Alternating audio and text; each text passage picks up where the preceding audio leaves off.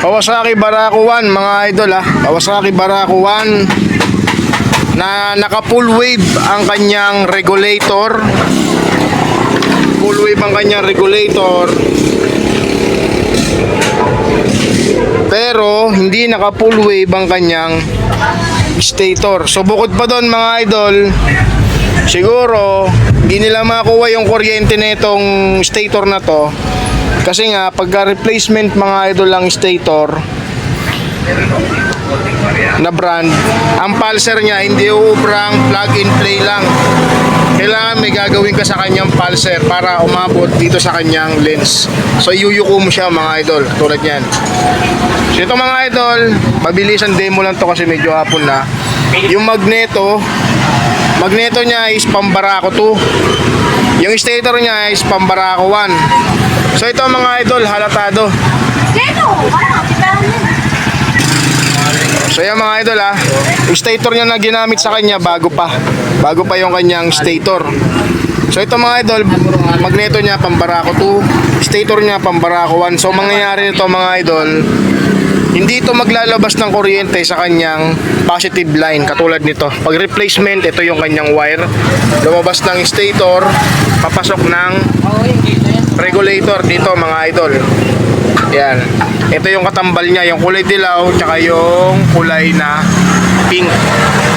So yan mga idol, laging tatandaan pag Barako 2 bawal yung kabitan ng stator ng Barako 1. Pero yung pulser pwede nyo ipagpalit o ubra mga idol. So ito mga idol, gagawin ko dito kasi bago, susubukan ko tong remedyohan. So ito na yung aking pang remedyo mga idol. Kumuha lang kami ng subcoil doon sa mga luma naming stator, sabay hihinang ko to. Mamaya i-rewind ko, bawat isa magdadagdag ako. So kahit ito kasi mga idol, kahit umaandar na yung makina mo nang mabilis na yung andar, high throttle ka na, pero yung response ng kanyang kuryente is wala pa din binubugang power. So ito mga idol kailangan pagka pambarako to yung stator mo, pambarako din yung magneto mo. Kung pambarako yung magneto mo, pambarako to din yung stator na bibilin mo, or pambarako to na motor mga idol. Ayun ang pinagkaiba nila. Kahit bago yung stator mo, hindi lalabas ang kanyang kuryente. So yan mga idol magsasub tayo dito na rewind sa kanyang stator coil Kawasaki Barako 1 conversion sa Kawasaki Barako 2.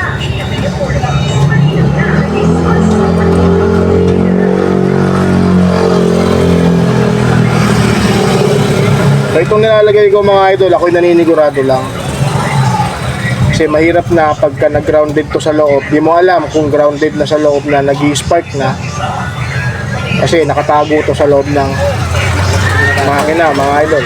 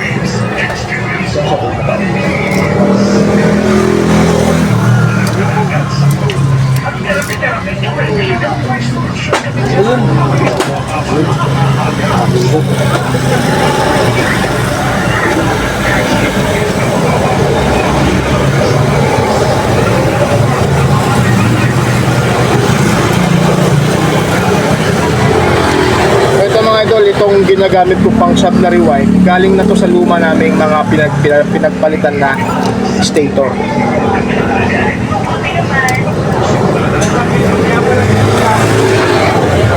Nanginayang din akong palitan kasi bago to ang kanyang stator mga idol. So nagkamali ng bili.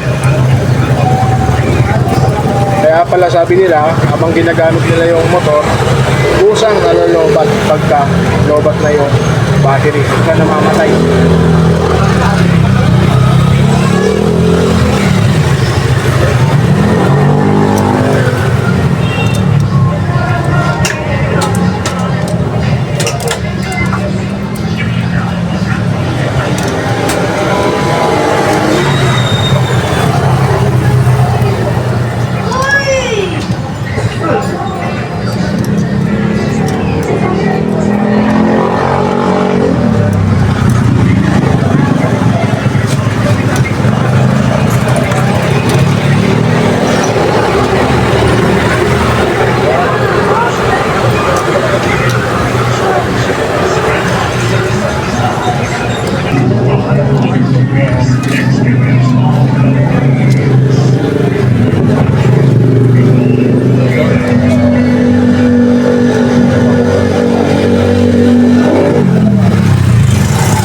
Video. Yung dalawa. Tapos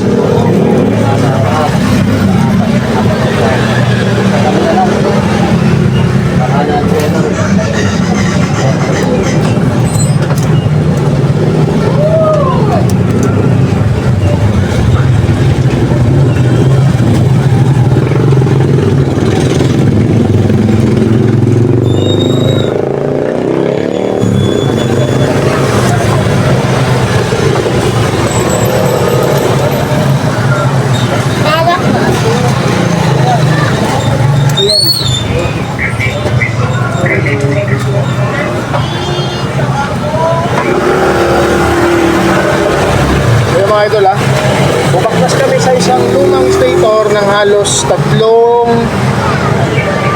gap na siyang kinabit namin dito mga idol sa stator ng Barako 1. So itong dulo na to mga idol kasi ito, ngayon ipo-full wave ko na diretso.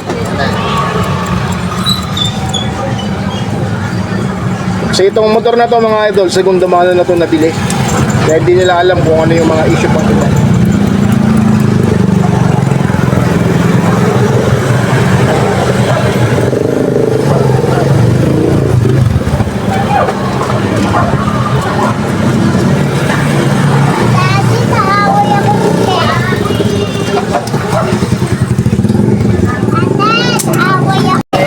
Sabi na kasi, usik lang eh. Ito na mga idol ha. Rewind ko na, nahinang ko na. Stator, recta full wave na yan. Okay. Testing muna natin ito. Pasok ko muna to sa kanyang kaha.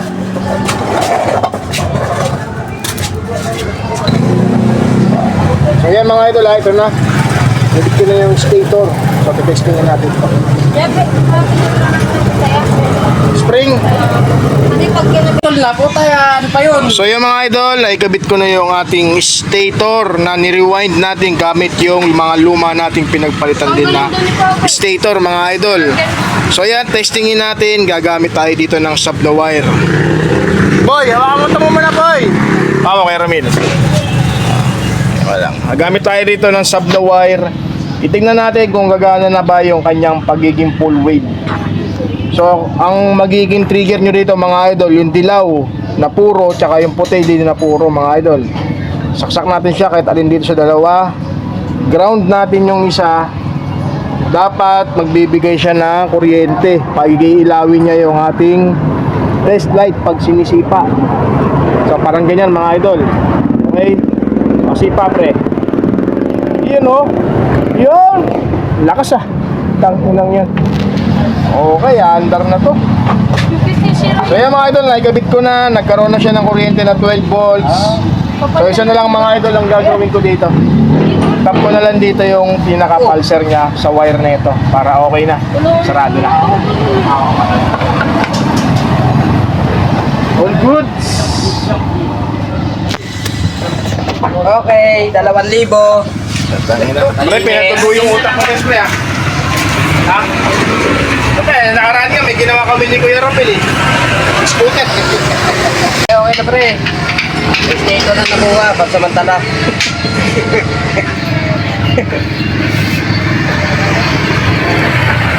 Kapil. Kapil. Lagi ng politika. Sa pagkalan. Pre, bili ka muna pre ng So ito na siya mga idol. Start na natin dito si Kawasaki Barako 1 na converted ng Barako 2 yung kanyang magneto ngayon, tsaka kinonvert na rin natin siya ngayon ng Barako 2 na stator mga idol, DIY. So hanggang mga idol sa description natin yung ating full video para kung sakaling maka-encounter kayo ng mga ganitong mga stator mga idol ha. Ito na siya. So ayan ha, tanggal yung fuse. Tanggal yung fuse kasi issue nito, pag nalobat yung battery, patay ang makina. Okay.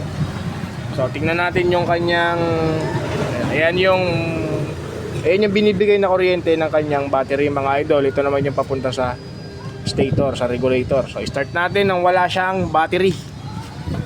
Start.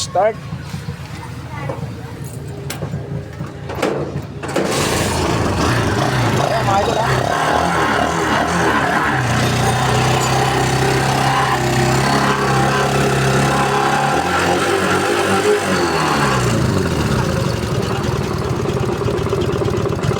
Wah, putang ina, lakas ah.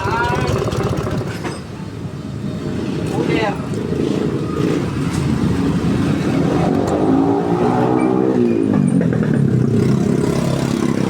Ayan mga idol, yun yung test light na ginagamit natin, 24 volts.